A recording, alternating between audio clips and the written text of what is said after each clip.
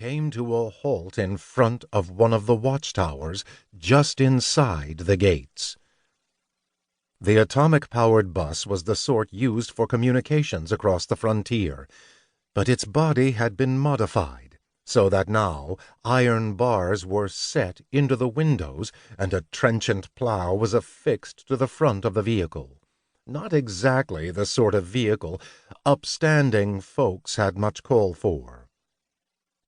Every inch of the vehicle was jet black, a perfect complement to the foreboding air of the trio looming before it. "What the hell's going on here?" asked the man on the right. He wore a black shirt and black leather pants. Conspicuous for his fierce expression and frightfully long torso, this man would stand out anywhere. "Don't look like our client's here to meet us," said the man on the far left. Though his face wore a wry smile, his thread-thin eyes brimmed with a terrible light as they scoured his surroundings. A hexagonal staff, strapped to his well-defined back, made his shadow appear impaled. As if on cue, the two turned their heads toward the even more muscular giant standing between them. From neck to wrist, his body was covered by a protector of thin metal on leather, but the mountain of muscles beneath it was sharply defined. His face was like a chunk of granite that had sprouted whiskers, and he brimmed with an intensity that would make a bear backpedal if it ran across him in the dark. Twining around him, the wind seemed to carry the stench of a beast as it blew off again. "Looks like they've had it," he muttered in a stony tone. "The whole damn village gone in one night. Looks like we lost the goose that laid the golden egg. Just to be sure, let's check out a few houses carefully." "I ain't too crazy about that idea," the man in black said. "How about we send Grove? For him it'd—" His voice died out halfway through the sentence. The giant had shot a glance at him. It was like being scrutinized by a stone. I was just kidding, bro." It wasn't merely the difference in their builds that made the man in black grow pale.